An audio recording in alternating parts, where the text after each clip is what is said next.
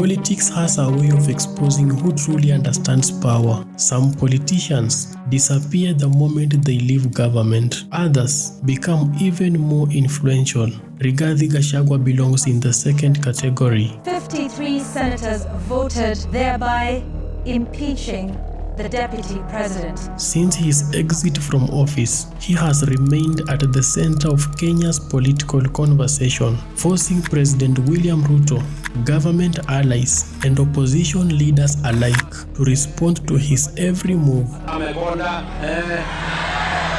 watu ni mafala bwana. Wale watu ni wapuzi.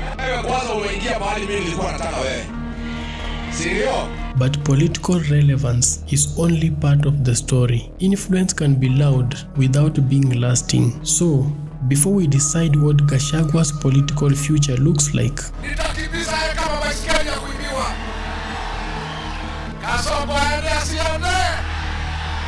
we need to answer 3 questions. First, can he genuinely build beyond Mount Kenya?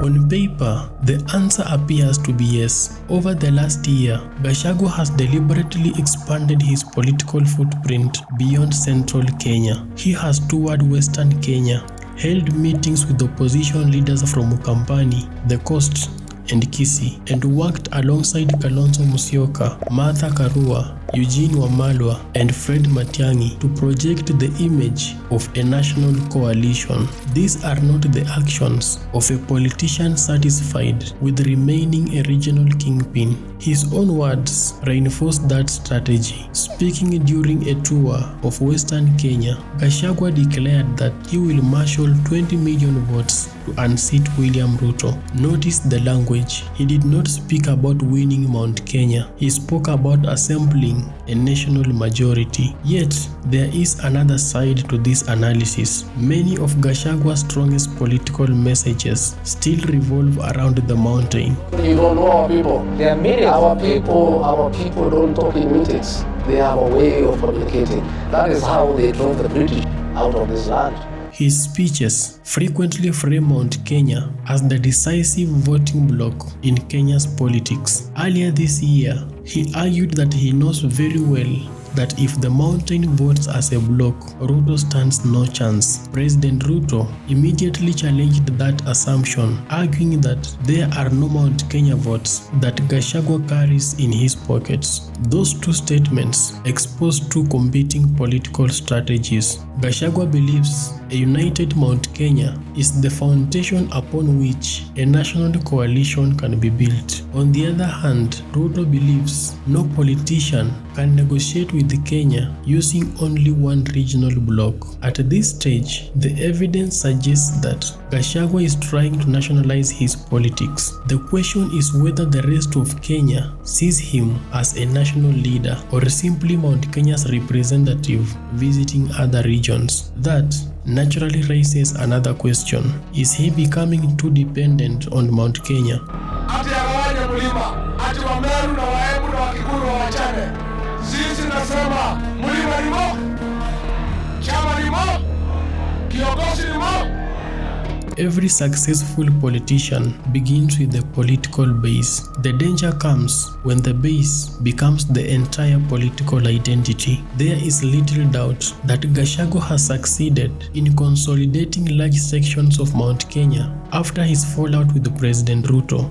By-election campaigns, county tours, and the formation of DCP have all been designed around one objective: keeping the mountain politically united ahead of 2027. Eugene Wamalwa, George Natembea, Edwin Sifuna, Cleophas Malala waende magharibi waunganishe Western vile tumeunganisha mlima Kenya. Alafu wakimaliza kuunganisha tukae chini tupangane. He has made no secret of that objective, claiming boldly that the mountain will vote as a bloc in the 2027 general election. From a negotiating perspective, that is smart politics. A united voting bloc gives any opposition coalition leverage, but presidential politics demands something different. The moment a politician becomes identified almost exclusively with one region, every national message risks being interpreted through a regional lens. Even critics of Gachagua have focused on this point more than any other. Political commentary has increasingly described him as seeking to become the kingpin of Mount Kenya before becoming anything else. Na sisi hapa katika wa mlima, we have a leader. Huyo ni kiongozi. Na nitawaambia kwa nini Matiang'i is a leader. And he is a leader. So, the issue is not whether Mount Kenya is an advantage to Gachagua. That is clearly so. The real question is whether that advantage eventually becomes a ceiling, because Kenya has so many regional kingpins. What it lacks are national ones, which brings us to the final question. Can he survive politically without the government? This may be the easiest question to answer. Many Kenyan politicians lose office and slowly disappear from national politics. Gachagua has done the opposite. Since leaving government, he has launched a political party, led opposition rallies toward different regions, strengthened alliances, and consistently dominated the political news cycle.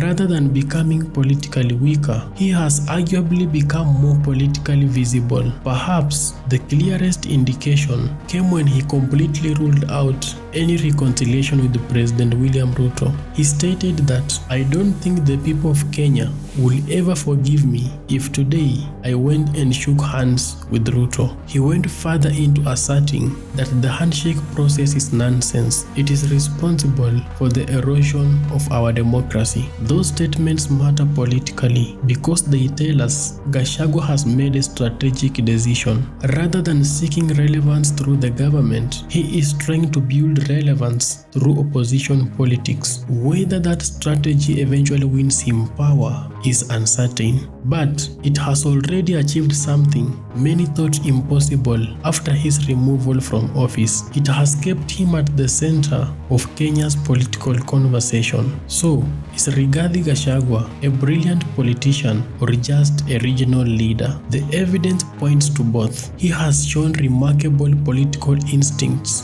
by remaining relevant after leaving office, rebuilding alliances, and positioning himself as one of the opposition's principal mobilizers.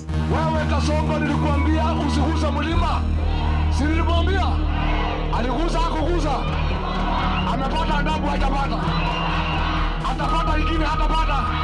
Very few politicians recover from such a political setback with this level of influence. At the same time, his greatest source of strength remains Mount Kenya. It gives him bargaining power, political legitimacy, and a loyal base, but it also presents his biggest taste. If Gachagua can transform that regional strength into a genuinely national movement, he becomes a serious contender in Kenya's future politics. If he cannot, history is likely to remember him as an exceptionally effective regional strategist rather than a national political force.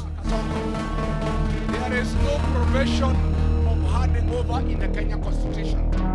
What there is assumption of office. Hatuhitaji wewe kwa rais mpya ambaye atachaguliwa na Wakenya kuchukua ofisi. Kasongo aende asiende?